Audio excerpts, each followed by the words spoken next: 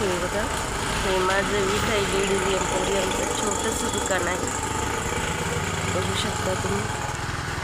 चला तर आपण आतमध्ये जाऊया। चला,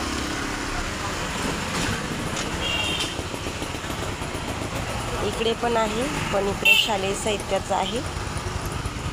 हे इथं अशी कॅरी बॅग लावलेली आहे, धूळ आतमध्ये जाऊ नये म्हणून।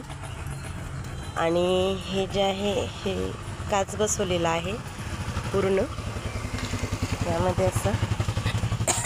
इथे एंट्री झाल्याबरोबर सगळं दुकान असं दिसते बघा।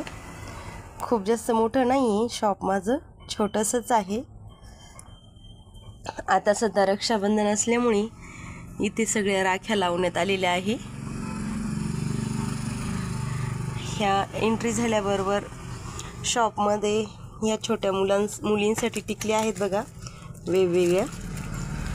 परत इथे सगळ्या म्हणजे ह्या सगळ्या टिकल्याच आहेत। ह्या टिकल्या, कोणी बिंदी म्हणते, जे असेल ते। हे मेहंदीचे स्टिकर वगैरे। परत ह्या निशा मेहंदी केसांना लावायच्या अशा आहेत। हे कंगवे। आणि इथं जे माझं आहे ना, खूप कॉस्मेटिक सामान असते इथं पूर्ण। पण सध्या आता रक्षाबंधन असल्यामुळे 4 दिवसावर रक्षाबंधन आल्यामुळे मी सध्या इथं सगळ्या संपूर्ण राख्याच लावल्यात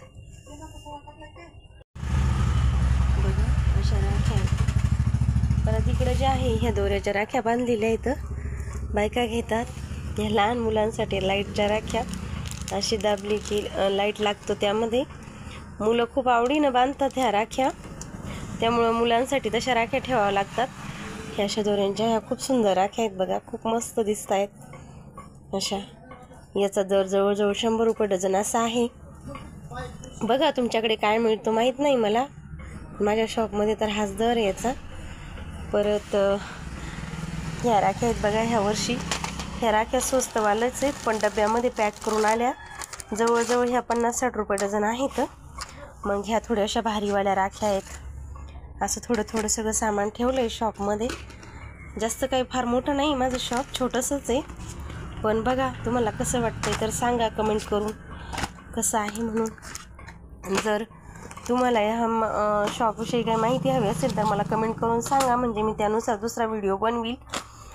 नंतर इथं अशा काही थोड्या घड्याळ वगैरे आहे बघा, गिफ्ट वगैरे देण्यासाठी येतात कस्टमर।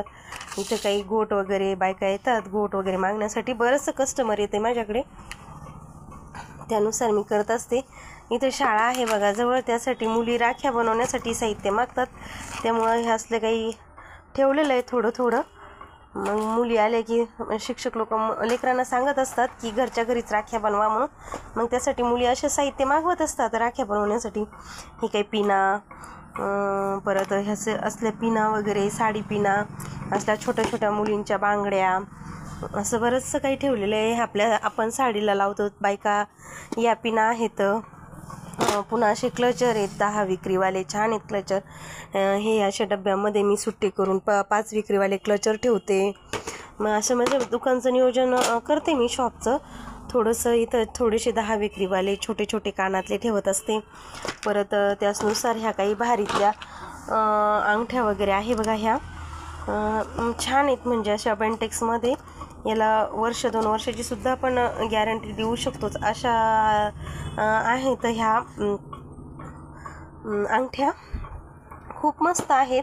परत हे असे मोठे मोठे कानातले, असे छोटे, जशी बायकांची डिमांड असली तसं सगळं ठेवावं लागते।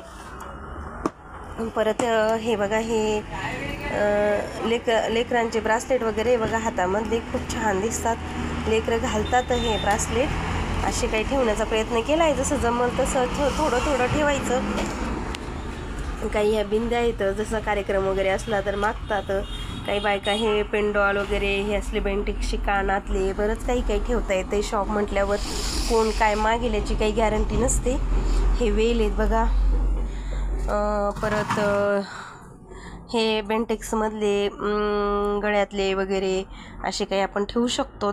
हे परत बेंटेक्स, हे सगळं बेंटेक्सच असतं इथं समोर काउंटरवर। हे बघा, हे पण बेंटेक्समधलंच आहे, छान निघतात हे। मग त्याबरोबरच इकडं परत हे तनिषमध्ये बघा, असे काही काही तनिषमध्ये ह्या देवीच्या चेन असतात, ह्या पण खराब होत नाही.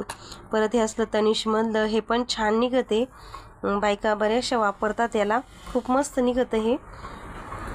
परत हे पण तनिषमधलंच आहे, छान दिसते. मी तुम्हाला उगा आता माझं शॉप दाखवते थोडं थोडं हळूहळू. बघा तुम्हाला कसं वाटतंय सांगा कमेंटद्वारे, आवडतंय का नाही, आणि काही सजेशन द्यायचे असल्यास द्या. परत तुम्हाला जर याच्याविषयी माहिती काही हवी असेल तर ते पण सांगा, कुठून माल घेतात, कसा विकतात. जर कोणाला नवीन व्यवसाय चालू करायचा असेल तर आपण करू तर मदत, सांगूत. म्हणजे कितीला पडतंय, काय पडतंय. इथं काही पावडरचे डब्बे वगैरे असं ठेवते बघा मी साहित्य, हे वॅक्सचं साहित्य, काही अशा पर्स आहे थोड्याफार, सगळंच थोडं थोडं ठेवावं लागतं. हे लेडीजच्या उपयोगी येणाऱ्या वस्तू आहेत, काही काही रील, लेस, असं थोडं थोडं. ह्या पर्स आहेत, पावडर वगैरे. इथं काही थोडे फॉल ठेवते मी स्वतःच पिको फॉल पण करते साड्यांना आणि ब्लाऊज पण शिवते. हे बघा इथं फॉल आहेत, असे फॉल आहेत. परत असं सगळं आहे बघा, थोडं थोडं केलं आहे. आता अशी सुरुवातच आहे. तुम्हाला कसं वाटलं ते कमेंटद्वारे सांगा मला, आवडले का. आणि काही माहिती असेल तर तीही सांगा. तुम्हाला माझा व्हिडिओ आवडला असेल तर तोही सांगा. जर तुम्हाला माझा व्हिडिओ आवडला असेल तर आपण परत दुसऱ्या दिवशी करूयात. कमेंटद्वारे मला नक्की सांगा. बाय.